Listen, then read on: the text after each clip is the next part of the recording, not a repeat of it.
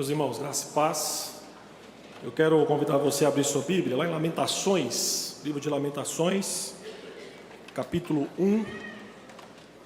Hoje nós estaremos iniciando uma exposição no livro de Lamentações, e a ideia é, assim como fizemos com o profeta Naum, também expormos todo este livro. Entretanto, hoje a minha ideia não é apenas expor um versículo. Eu quero fazer com você aquilo que eu fiz também com o profeta Naum ao expô-lo. Fazer que nessa primeira mensagem nós possamos entender o livro como um todo. Quais são os principais pontos daquilo que Deus trabalha com o seu povo a despeito desse texto, naquele contexto, e no final trazendo algumas aplicações e implicações para nós como povo do Senhor hoje. Então, nessa noite, na ocasião, estarei lendo apenas o versículo 1 do capítulo 1, mas eu gostaria de pedir a você que deixasse sua Bíblia aberta.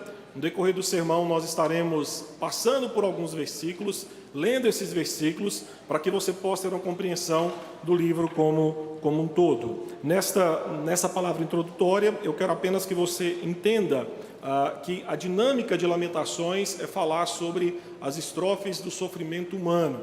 Há um lamento e nós iremos entender o porquê que o seu escritor, o poeta, lamenta, a despeito do que é o seu lamento.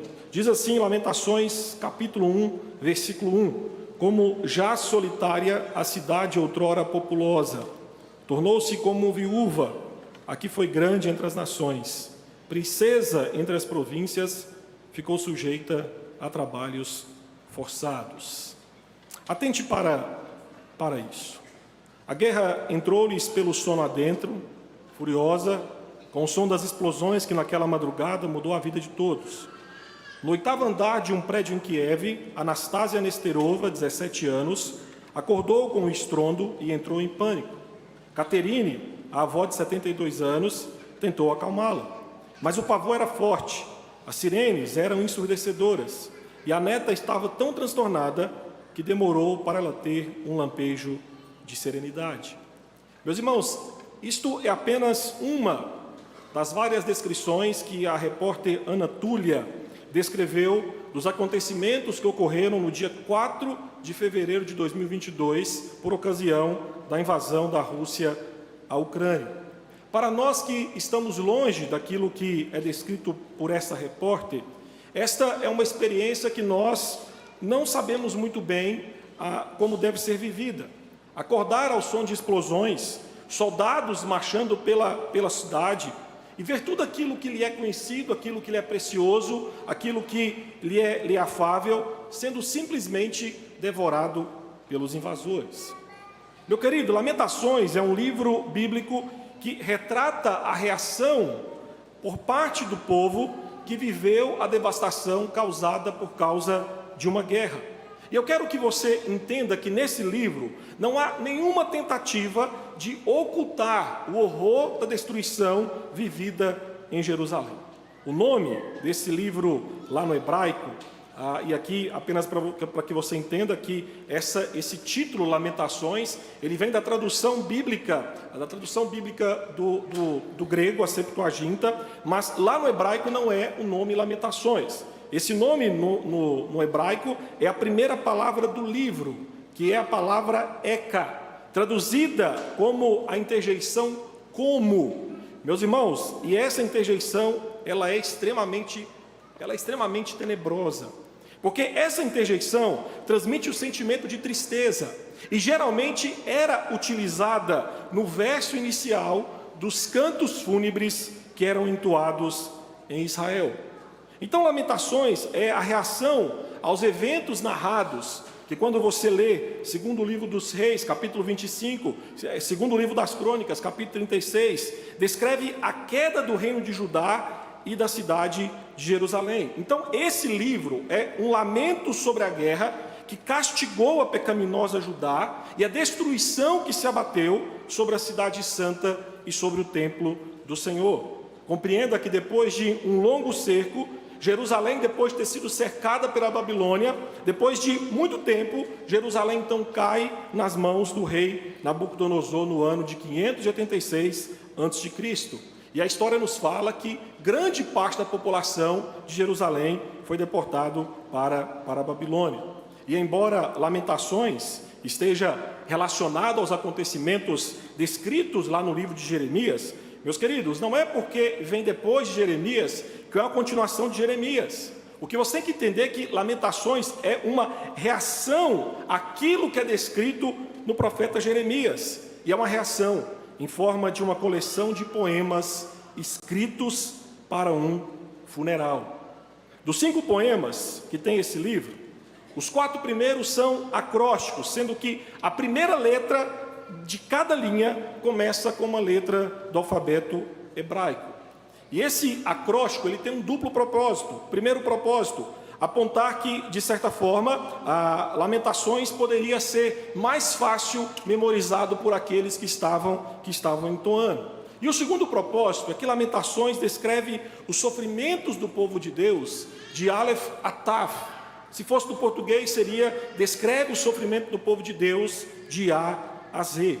E pelas descrições do sofrimento do povo, é fato que esse livro, muito provavelmente, foi escrito por alguém que carregava as marcas dessa experiência em primeira mão. É alguém que viu, é alguém que presenciou, é alguém que esteve ali durante todo o terror que essa guerra causou a Judá e a Jerusalém.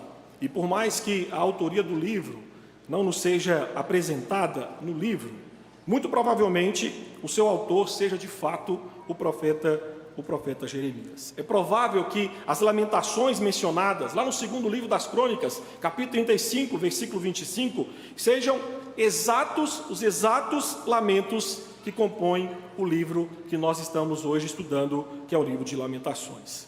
E aqui, queridos, temos que entender que lá no capítulo 14 de Jeremias, nós vamos ver que Jeremias já lamentava pela queda de Jerusalém muito antes do ataque babilônico.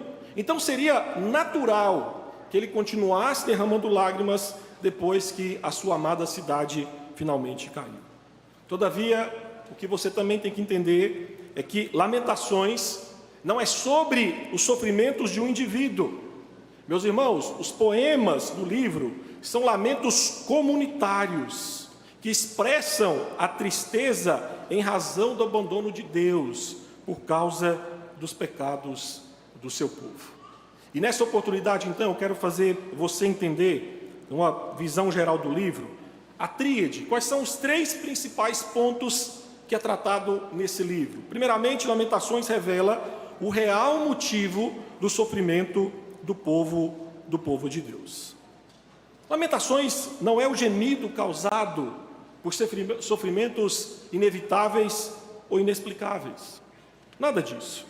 O autor revela que a responsabilidade do sofrimento está na vida do povo. Lamentações capítulo 1, versículo 8, o autor diz que Jerusalém pecou gravemente. Seguindo no versículo 14, ele confessa as transgressões do povo. E no versículo 18, ainda do capítulo 1, ele afirma que o povo se rebelou contra a palavra de Deus.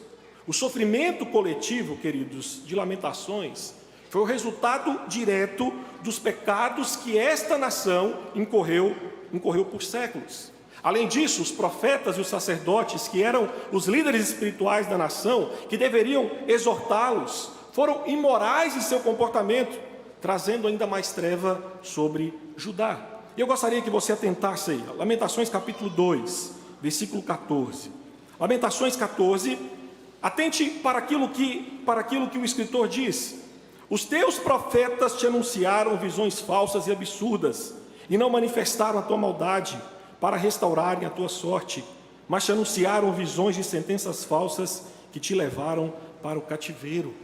Aqui o autor reconhece que a causa da ruína que sobreveio a Jerusalém residia na mensagem dos falsos profetas que não advertiram o povo claramente sobre o julgamento que se aproximava. Meus irmãos, não era diferente dos sacerdotes. Capítulo 4, versículo de número 13. Olha o que o escritor fala sobre isso. Foi por causa dos profetas, dos pecados dos seus profetas, das maldades dos seus sacerdotes, que se derramou no meio dela o sangue dos justos. Aqui o autor expõe que por causa da maldade ou das maldades dos sacerdotes, o sangue de justos foi derramado. Todavia, no decorrer do poema, fica mais claro que a maior tragédia da destruição de Jerusalém está no fato de que ela poderia ter sido evitada.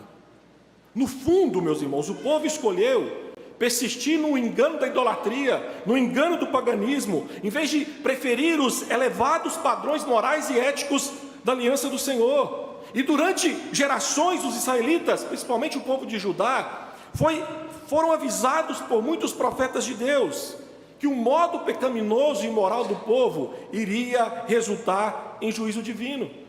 Quando você vai lá para o segundo livro dos Reis, capítulo 21, versículos 12 a 15, revela que Deus usou vários profetas que advertiram Judá de uma catástrofe iminente caso eles persistissem em seus pecados.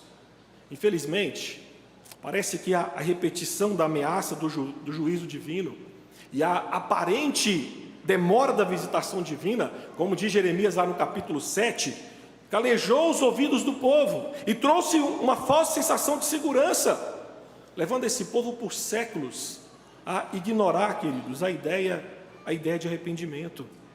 Então, dessa forma, Lamentações é o gemido da alma daqueles que violaram a aliança de Deus e receberam o justo e merecido castigo da parte de Deus. Mas, ainda nesse livro, há uma segunda realidade que é tratada pelo poeta. Lamentações revela que Deus derramou a sua ira sobre o seu povo. Entenda bem, não é sobre o povo inimigo, é sobre o seu povo. Meus irmãos, o povo de Judá se apostatou da fé.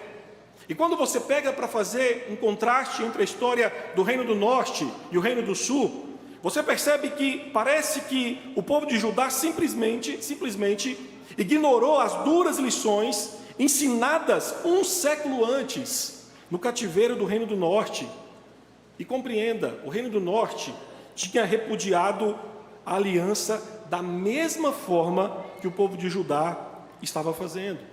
E agora que o mesmo destino do Reino do Norte atingiu Judá, por meio de um lamento, todos reconheciam claramente o castigo severo que um Deus justo e santo impõe ao pecador.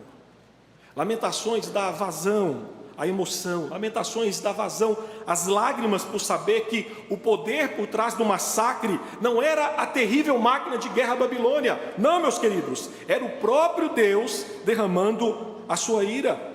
O povo de Judá, meus queridos, havia ignorado que lá em Deuteronômio, ao afirmar uma aliança com seu povo, Deus prometeu bênçãos, prometeu, mas Deus também prometeu maldições sobre o seu povo. A bênção era condicional à obediência. Mas, meus irmãos, as maldições da bênção, as maldições da aliança, recaíam sobre o povo do Senhor, se o povo não obedecesse os termos da aliança. Deuteronômio 28, capítulo 15, Deus alertou que se o povo não lhe obedecesse, as maldições da aliança recairiam sobre eles. Ainda no capítulo 28 de Deuteronômio, versículos 49 e 50, olha o que o Senhor está dizendo: o Senhor levantará contra ti uma nação de longe, da extremidade da terra virá, com um voo impetuoso da águia, nação cuja língua não entenderás, nação feroz de rosto, que não respeitará o velho, nem se apiedará do moço. Eis aquilo que Deus havia dito em Deuteronômio, que se o povo não fosse fiel à lei, isso iria acontecer. Então, logo, Lamentações descreve o sofrimento da destruição de Jerusalém, que ocorreu por causa do povo ter quebrado a aliança com seu Deus. E observe, lá no capítulo 2, versículos 4 a 5, que o livro chora o dia previsto pelos profetas, em que Deus iria, como que um inimigo, pegando o seu arco e se voltando contra o seu povo. Eis o que diz: entesou o seu arco qual inimigo, firmou a sua destra como adversário e destruiu tudo aquilo que era formoso à vista.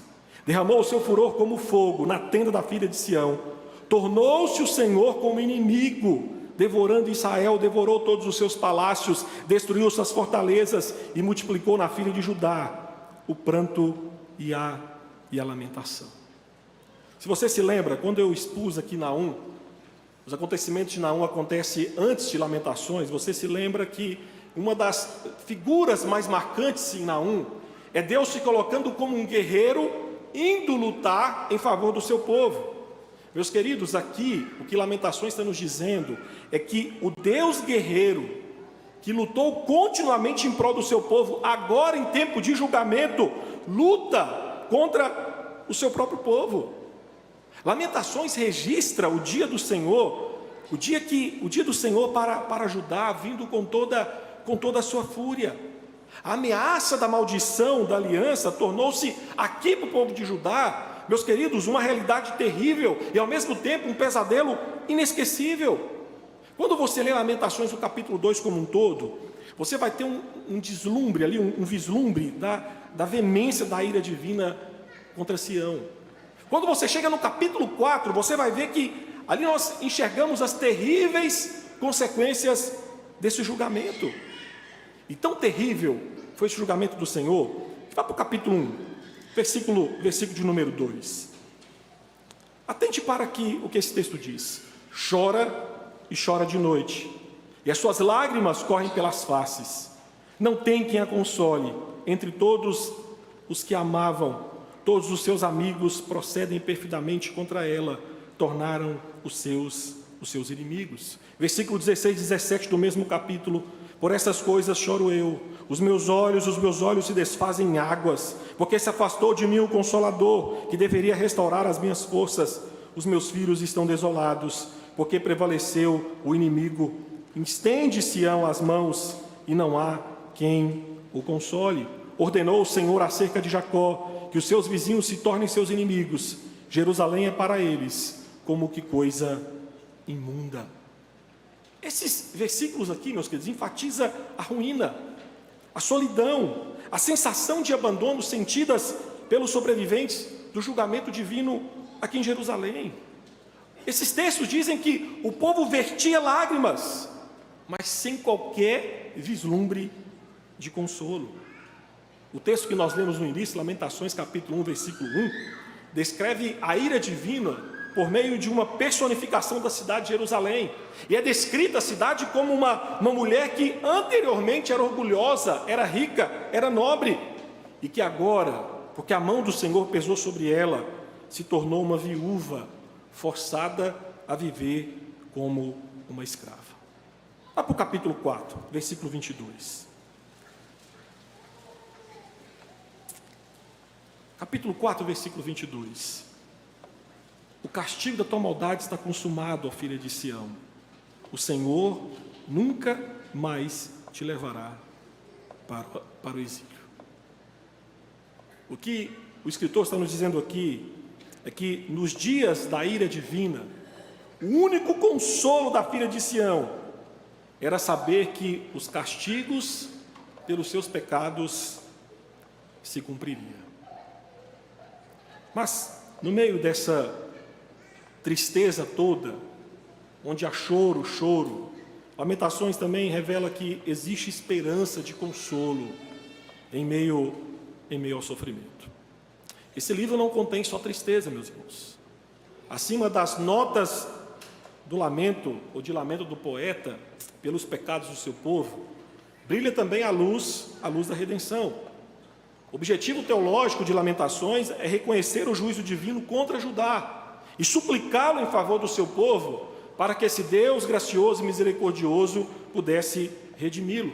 E como cântico fúnebre, os poemas de Lamentações foram escritos para oferecer uma forma de liberar as emoções e ao mesmo tempo confessar os pecados dos sobreviventes da calamidade de Judá.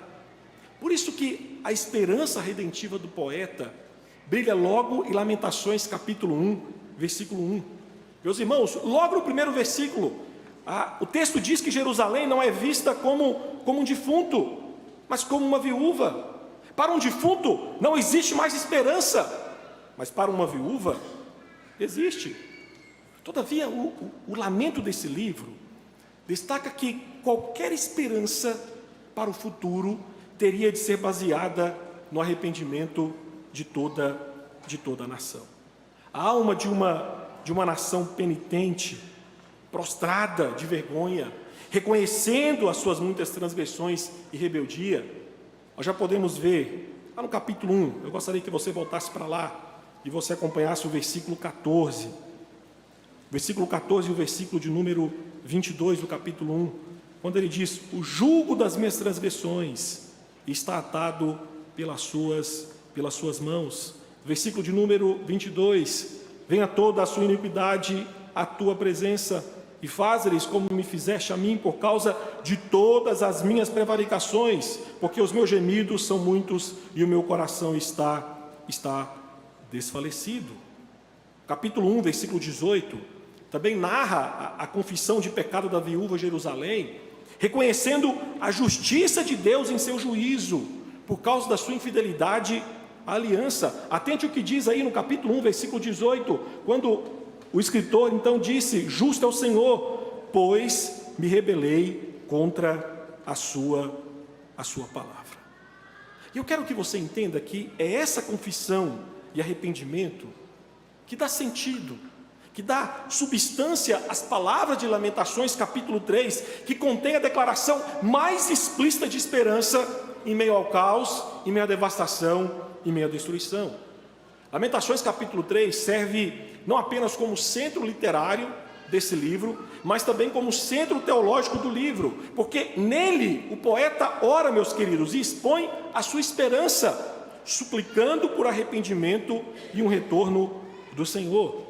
Só que mais precisamente, Lamentações capítulo 3, versículos 22 a 29, a luz rompe por trás das nuvens da dor e sofrimento, para revelar, meus queridos, um radiante arco-íris redentor. E eu gostaria que você acompanhasse a leitura, Lamentações capítulo 3, versículos 22 a 29, quando o escritor diz: as misericórdias do Senhor são a causa de não sermos consumidos, porque as suas misericórdias não têm fim, renovam-se a cada manhã, grande é a tua fidelidade. A minha porção é o Senhor, diz a minha alma, portanto esperarei nele. Bom é o Senhor para os que esperam por ele, para a alma que o busca. Bom é aguardar a salvação do Senhor, e isso em silêncio. Bom é para o homem suportar o jugo na sua mocidade. Assente-se solitário e fique em silêncio, porquanto esse jugo Deus pôs sobre ele. Põe a minha boca no pó, talvez ainda haja esperança. Meu querido irmão, eu quero que você entenda que o poeta que expressa a sua garantia de que Deus não abandona aqueles que vêm até ele em busca de ajuda. E atente para o que ele vai dizer mais adiante, ainda no capítulo 3, a partir do versículo de número 31, o Senhor não o rejeitará para sempre, pois ainda que entristeça alguém, usará de compaixão segundo a grandeza das suas misericórdias, porque não aflige nem entristece de bom grado os filhos dos homens. Meu querido irmão, o que Lamentações está nos dizendo é que esperar no Senhor e na sua misericórdia, segundo o poeta, imprimir esperança de uma futura restauração de Israel, porque a história do povo do Senhor mostra que Deus não rejeita o seu povo para sempre. E embora Judá tenha pecado no passado, o seu povo agora, aqui em Lamentações, no presente deles, roga a Deus por ajuda, esperando que Ele perdoe, porque a sua misericórdia são a causa de não sermos consumidos, não tem fim, renovam-se a cada manhã. Dessa forma, Lamentações nos ensina que Deus efetua juízos temporais que servem de correções pelos desvios que em alguns momentos o seu povo toma. Mas o consolo e o livramento final passa pelo arrependimento e a confissão de todos os seus pecados. E dentro dessa realidade, meus queridos, do livro, de uma forma geral, eu quero trazer 3 alertas como aplicação desse texto de Lamentações como um todo para nós. 3 alertas. O primeiro, cuidado. Cuidado porque o povo de Deus não está imune às tragédias causadas por causa dos seus pecados. Meu irmão, Lamentações não romantiza o sofrimento do povo de Deus. E também não esconde aqui no caso, o real motivo do seu sofrimento. Lamentações é claro, o real motivo do povo sofrer são os pecados cometidos contra um Deus santo e no qual eles estavam aliançados.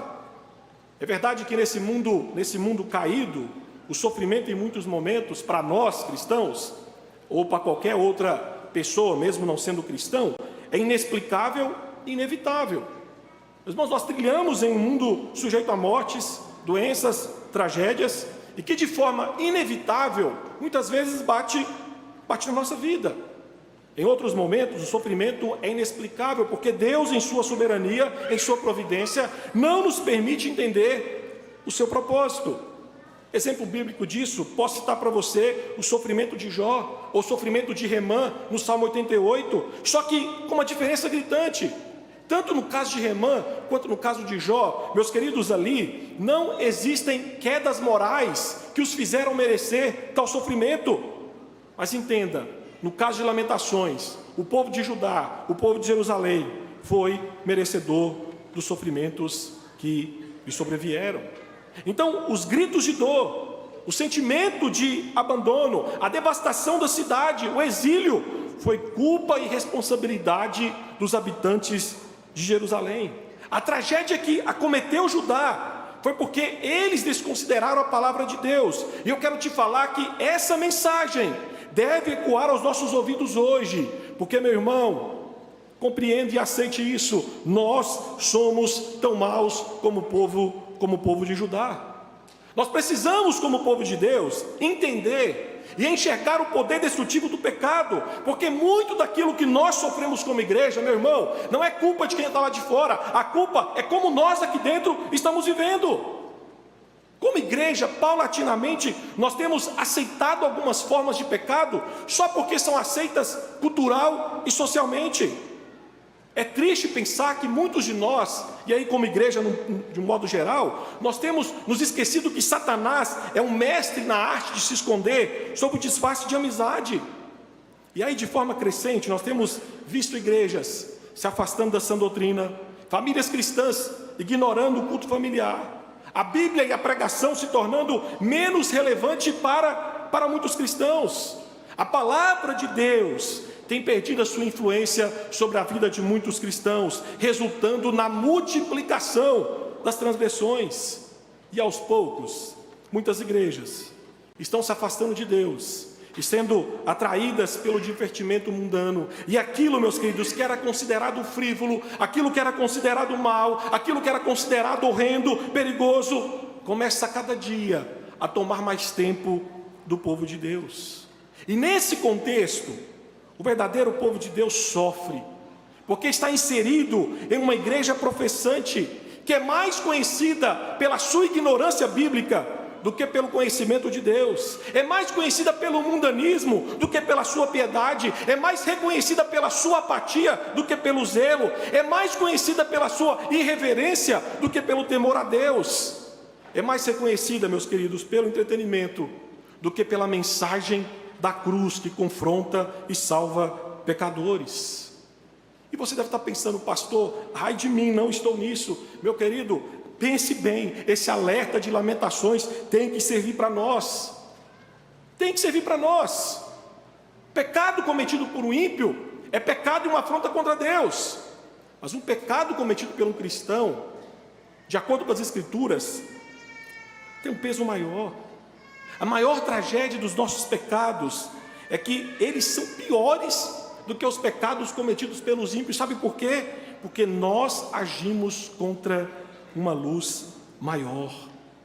Meu querido irmão, você como cristão, nós como cristãos, nós pecamos contra convicções e doutrinas que são claras, que nós entendemos. Quando você pergunta para um ímpio sobre soberania, sobre justiça, sobre justificação, ele pouco sabe sobre isso. É diferente de você. Você sabe o que significa, você sabe o que é ser Cristo pendurado naquela cruz, você sabe o motivo do porquê Cristo foi pendurado naquela cruz.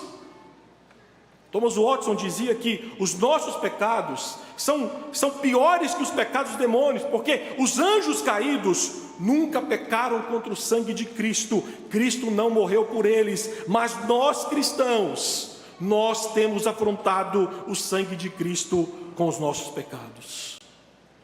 A minha oração é que, quando lermos Lamentações, que nós possamos entender que a nossa responsabilidade como igreja, meus irmãos, é aquilo que disse William Gurnall: é ver a feiura do pecado sem a sua camuflagem, e se afastar do pecado do seu poder destrutivo, porque o pecado devasta a igreja, trazendo sofrimento sobre os cristãos.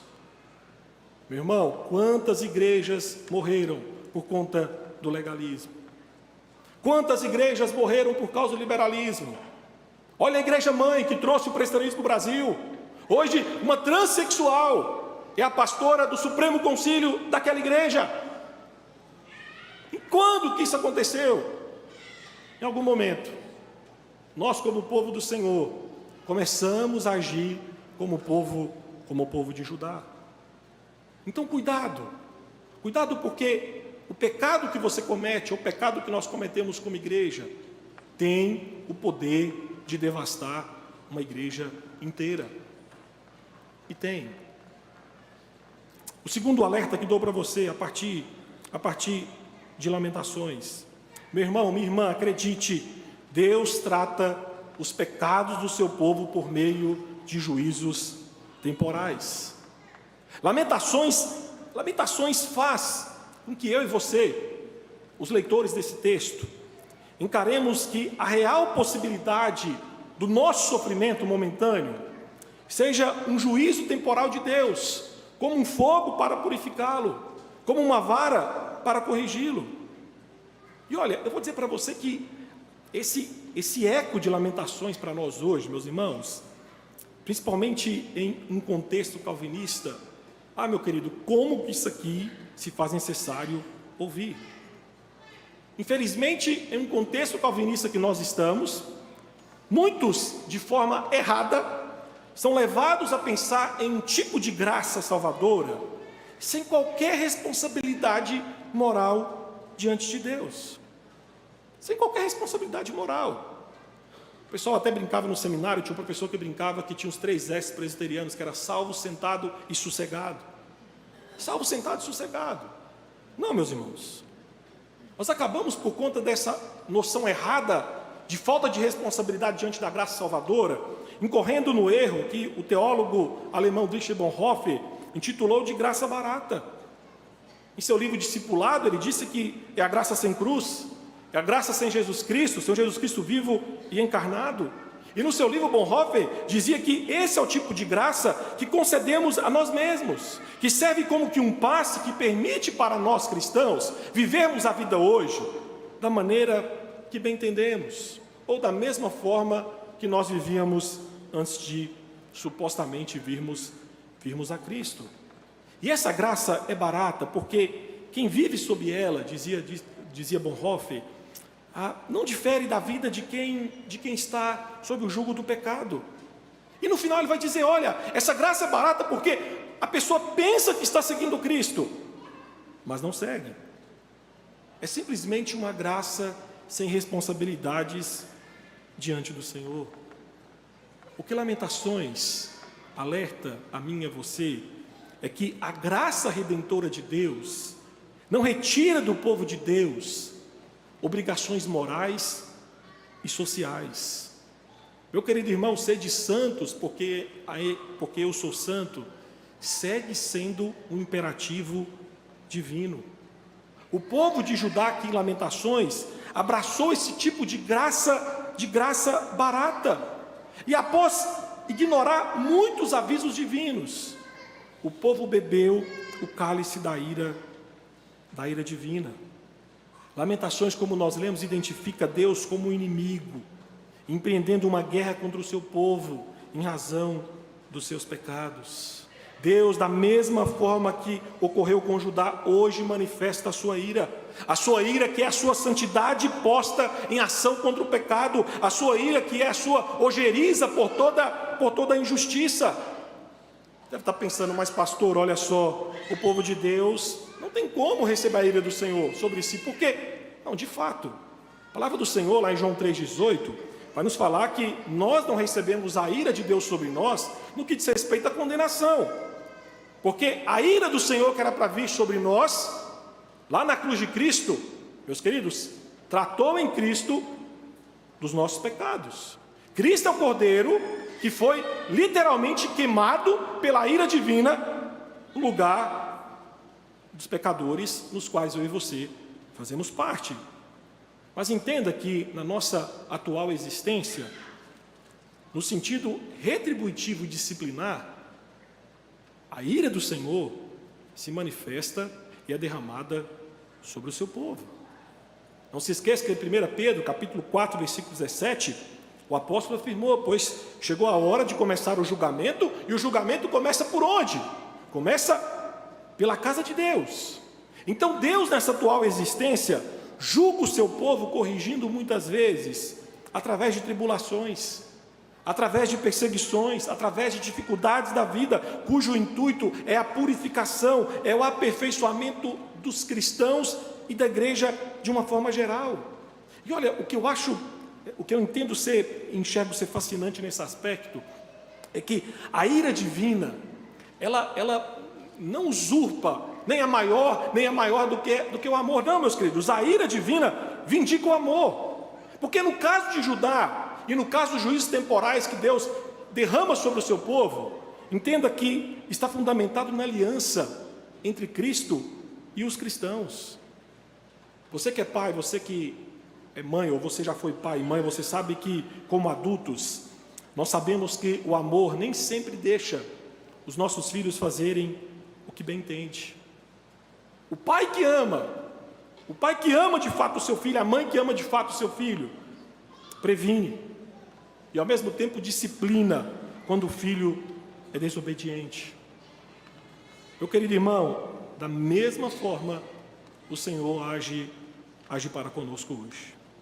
Por isso, quando em nossa altivez e orgulho nós somos encontrados pelo cajado de Cristo, como dizia Spurgeon, ser atirado ao chão é frequentemente a melhor coisa que pode nos acontecer. Para purificar o seu povo dos seus pecados, meu querido irmão, Jesus não será tão amável como é descrito hoje em dia. Eu lhe garanto uma coisa, não será. Tozer, em um dos seus livros, faz uma comparação interessante como que Deus lapida, como que Deus forma o caráter, a imagem de Cristo no cristão. E ele disse que o escultor usa ferramentas para reduzir o mármore bruto que está sem forma, que está sem beleza, em uma peça maravilhosa. E ele continua dizendo que como é que o escultor faz isso? O escultor pega a serra, pega o martelo e pega o cinzel. E na descrição ele diz que essas três ferramentas são ferramentas cruéis, porque bate, porque machuca o mármore. Só que, meus queridos irmãos, serve para dar forma e beleza a uma pedra que era áspera. A serra, o martelo e o cinzel divinos são usados para lapidar, são usados para formar a imagem de Cristo em nós. E isso, meus queridos, em muitos momentos, não é isento de sofrimento. Só que o que é fascinante é que quando Deus julga o seu povo, ou quando Deus quer purificar o nosso coração e manda sobre nós tormentas, dias em que nós iremos querer olhar mais para os ventos do que para Cristo, nesse lapidar dolorido, pouco a pouco, o amor divino vai se revelando, e o nosso coração, meus queridos, vai se enchendo pelo desejo que nós encontramos apenas em Cristo, o descanso que nós encontramos apenas em Cristo Jesus. E a última alerta aqui, eu termino o sermão nessa noite.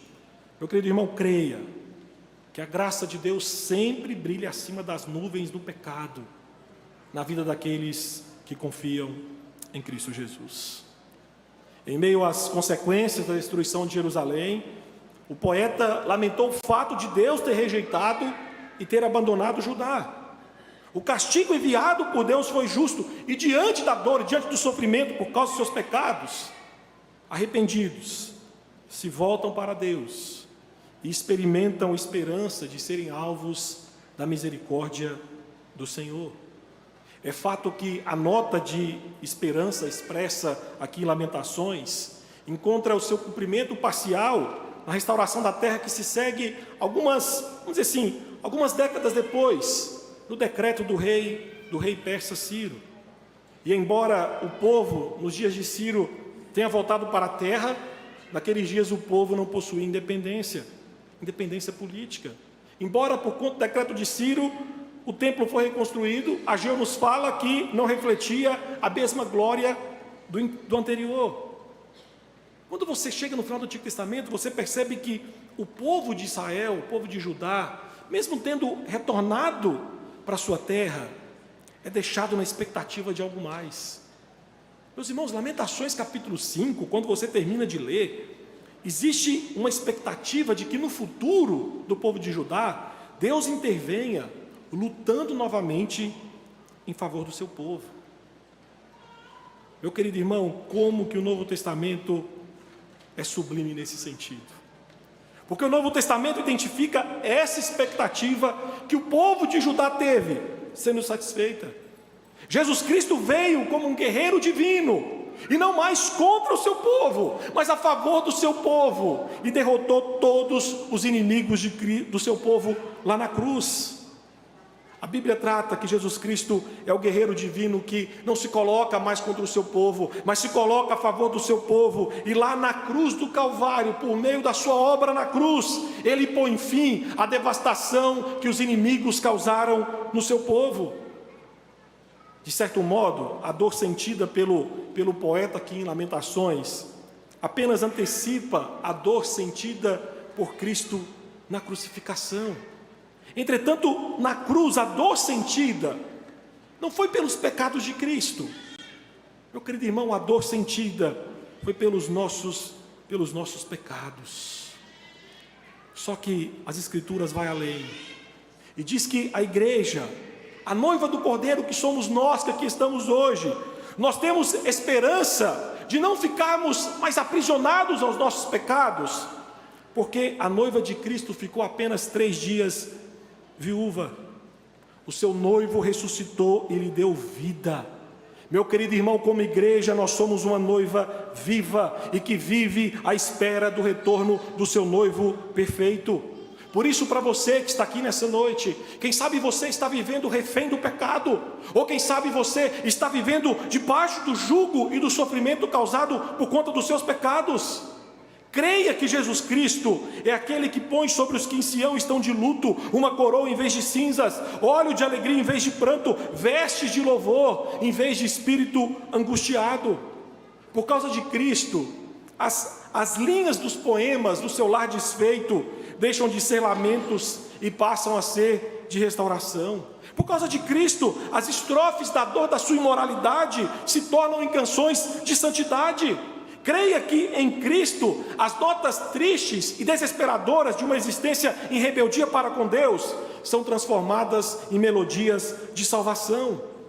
Em Cristo, meus irmãos, as estrofes do sofrimento humano causadas pelo pecado são transformadas em canções de alegria por tão grande salvação que Ele nos deu em Cristo Jesus.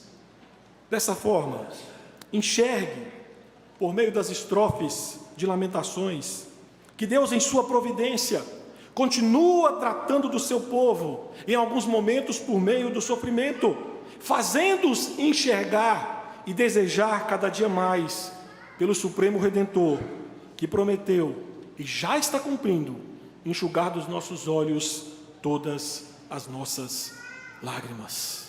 Bendito seja o nome do Senhor. Curva a sua cabeça e por alguns instantes oremos ao Senhor.